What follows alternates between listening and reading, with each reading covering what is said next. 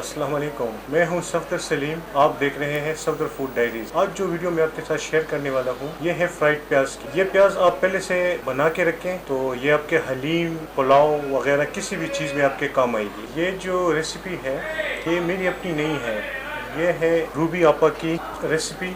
Ruby का kitchen के नाम से उनका चैनल है, तो ये उनकी रेसिपी है। मैं आपके साथ शेयर कर रहा हूँ। थोड़ा सा मैंने इसको चेंज करके मैंने आपके सामने इसको पेश करना है। उम्मीद है कि आपको ये रेसिपी पसंद आएगी और आप इसको ज़रूर ट्राई करेंगे। शुक्रिया। बिस्मिल्लाहिर्रहमानिर्रहीम। सबसे पहले प्याज को उबालेंगे।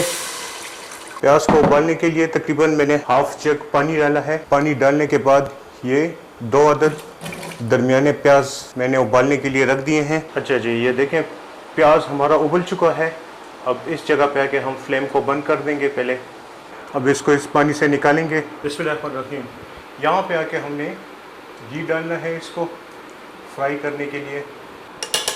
घी को अच्छी तरीके से गर्म करना है।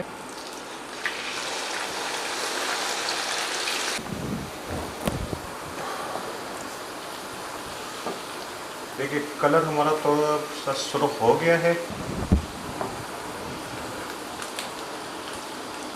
इस स्टेज पे हम इसको आके निकालेंगे।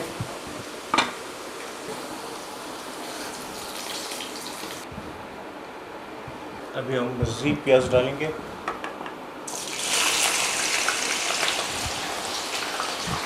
अच्छा जी, देखें इस स्टेज पे आके जो प्याज हमने फ्राई किया था इससे पहले वो हम लोग वापस डाल देंगे। अब इसको मज़ीद थोड़ा सा फ्राई करेंगे ताकि अच्छी तरीके से ये फ्राई हो पाए।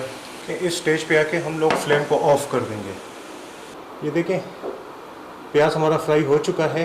उम्मीद है कि आपको समझ में आ गया होगा कि किस तरीके से इसको फ्राई करते हैं। ये पहले से बना के रख लें तो आपको किसी भी किस्म का सालन बनाने के लिए आपको बड़ी आसानी रहेगी, चाहे हलीम क्यों ना हो।